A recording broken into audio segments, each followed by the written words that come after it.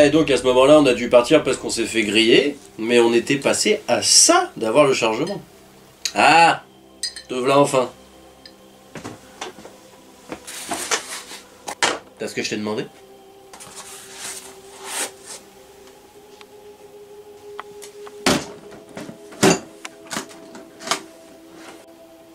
Mais c'est très bien ça. Bon, tu pourras retrouver ce que je te dois à l'entrée. Bien évidemment, on s'est jamais vu.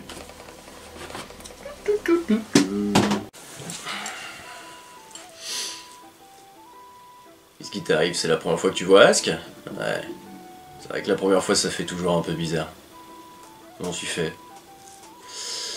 On s'est rencontrés il y a quelques années, on s'est, pour ainsi dire, mutuellement sauvé la vie, et aujourd'hui il fait des petits boulots pour nous, une fois de temps en temps. Disons qu'il est assez doué pour trouver des choses que certaines personnes ne veulent pas qu'on trouve. Il y a quelques années de ça, on a été sur une toute petite planète près du système lunaire de Orx, et on s'est retrouvé très vite à court de carburant. On a dû se poser en urgence sur une planète qui paye pas de mine, qui paraissait inhabitée, qui était vraiment pas grande et remplie de grottes. Le petit radar qu'on avait pour trouver le matériau qu'il nous fallait nous a amené tout droit dans une caverne, mais le truc le plus sombre que t'as jamais vu de ta vie. En fait, la plus grosse ressource de cette planète, c'est ce qu'on appelle le nacrage d'obsidienne. C'est un matériau qui ressemble un petit peu à du métal, qui est tellement noir que la lumière ne se reflète pas dessus. Donc autant te dire que quand tu rentres dans ces cavernes, même que t'aies un bataillon de lampes torches, tu vois que dalle à 1 mètre. Et en fait, sur cette petite planète, il y a plusieurs tribus. Et ces tribus, on les appelle les Black Eyes. Ils ont la particularité de venir au monde avec le fond des yeux noirs, et cette particularité leur permet de voir dans le noir.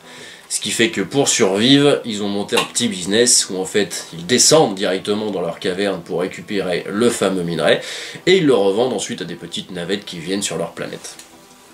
Seul problème, c'est qu'à cette époque-là, ça on le savait pas. Alors on se pose chez eux, en urgence, on branche notre petit radar, ils nous emmènent tout droit dans une caverne, on y avance tranquillement. Le seul problème, c'est qu'après avoir fait 5 mètres, on voyait plus rien. Comme de toute façon on était coincé, on n'avait pas vraiment le choix, on s'est dit qu'on allait continuer. Forcément, à un moment donné, on est tombé sur la fameuse tribu des Black Eyes. Autant te dire que ils sont pas très chaleureux. Et ils aiment pas trop qu'on foute les pieds chez eux.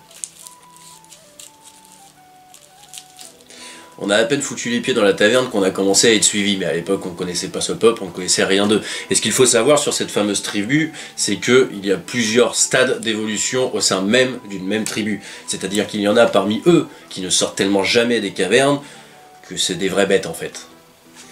À un moment donné, on était dans un tout petit tunnel, on était 6, on avançait, tranquillement, en essayant de faire le moins de bruit possible. On savait bien qu'il y avait du monde, on savait pas si c'était devant, derrière, au-dessus, sur les côtés ou quoi, tellement on voyait que dalle.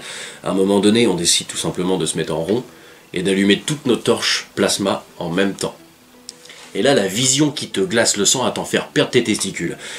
La lumière a à peine éclairé qu'on a vu qu'on était encerclés. Ils étaient je sais pas combien d'une maigreur incroyable, comme s'ils ne se nourrissaient jamais.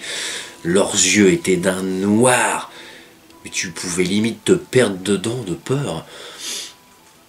Et bien évidemment, ça n'a pas mis longtemps avant qu'ils nous attrapent, qu'ils nous ligotent, et qu'ils nous emmènent au tréfonds de cette caverne. Encore une fois, on s'est dit que cette aventure allait être la dernière, mais on a eu de la chance.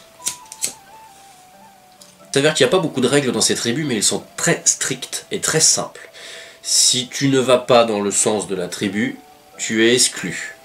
Tu as différents stades d'exclusion. Le stade numéro 1 est tu vis en exilé de la tribu, mais tu as le droit de rester sur la planète. Le stade numéro 2 est tu es totalement exilé et tu te démerdes tout seul. Tu n'as plus possibilité, plus le droit de reprendre contact avec un des membres de ta tribu, que ce soit ta famille ou quoi. Et pour bien montrer que tu es un exilé, il te retire ton don de naissance.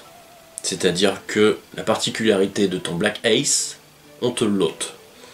Sans anesthésie, et d'une façon un petit peu traditionnelle, dirons-nous. Une fois que tu as perdu un de tes 2 yeux noirs, ou les deux, tu es exilé à vitas aeternam de la tribu et de la planète. Au moment où nous nous sommes fait attraper, il y avait justement un exilé qui était en train de vivre cette fameuse tradition de l'opération de l'exil.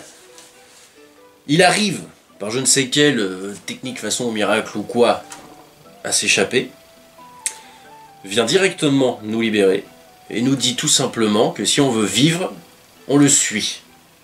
Mais que si on le suit, on accepte que lui ensuite vienne avec nous. Et je crois pour ainsi dire d'ailleurs que c'est une des rares paroles que j'ai pu entendre sortir de la bouche de Ask. Ce peuple n'est pas très réputé pour son bavardage, et lui ne déroge pas à la règle. Il est muet comme une tombe. Bref, il arrive à Othénolien, on arrive à le suivre tant bien que mal dans la caverne, on récupère au passage un petit peu de minerai pour pouvoir refaire du carburant pour quitter la planète, et s'ensuit une course effrénée dans les tunnels, mais quand je te dis sombre, c'est que tu ne vois rien. À aucun moment, si tu n'as pas de lumière sur toi, tu ne vois une once de luminosité. C'est le noir absolu. C'est étouffant, c'est oppressant. Tu dois courir là-dedans à l'aveuglette en tenant juste le mec de devant que tu ne connais pas depuis plus de 2 minutes. Et tu cours, tu entends l'écho de tes pas qui résonnent dans tous les sens, tu as l'impression que tu es suivi de partout. Et à un moment donné, on les entend. On entend la tribu qui doit réaliser qu'on s'est tous échappés et qui se met à nous poursuivre en criant. Et là, le résonnement des pas de la tribu dans l'obscurité de cette caverne, mais sans déconner, aujourd'hui je ferme les yeux, je l'entends encore, c'est impressionnant. Je veux dire que la sorcière de Chotenaille à côté de ça, c'était oui oui au pays des bisounours. Et du coup, on arrive enfin à la fin de cette caverne, et on se dit c'est bon, on est tranquille, parce que forcément, quand tu as la particularité de voir dans le noir, autant te dire que tu vois pas beaucoup la lumière du jour, donc ils ont un temps d'adaptation qui est relativement conséquent. Mais non, ça les a pas empêchés de nous poursuivre les gars, leur objectif était simple, hein, c'était nous choper, nous massacrer, tout simplement. On avait osé profaner leur terre, on avait osé profaner leur caverne, et en plus, on courait avec un de leurs futurs exilés, donc autant te dire que nos têtes étaient mises à prix direct. On arrive tant bien que mal à atteindre notre vaisseau, on décolle, et on souffle. Et là, du coup on se pose quand même, et on essaye de demander à Ask pourquoi il nous avait libérés, etc. Il nous a dit en très peu de mots que de toute façon il n'avait pas le choix, qu'il était exilé, que c'était soit ça, soit la mort, donc autant tenter sa chance finalement, quoi. Et on a quand même essayé de savoir pourquoi il voulait l'exiler, et il nous a vaguement raconté que c'était pour sauver une enfant de la tribu qui devait subir ce châtiment à cause d'une erreur un peu bête, et qu'il avait voulu la protéger tout simplement. Et au jour d'aujourd'hui, à cause de ce geste, il n'a plus possibilité de retourner sur sa planète, et il vit un petit peu en nomade. Il est resté quelques temps avec nous à bord du Hira, à faire des petits boulots, un peu d'assassin, dirons-nous.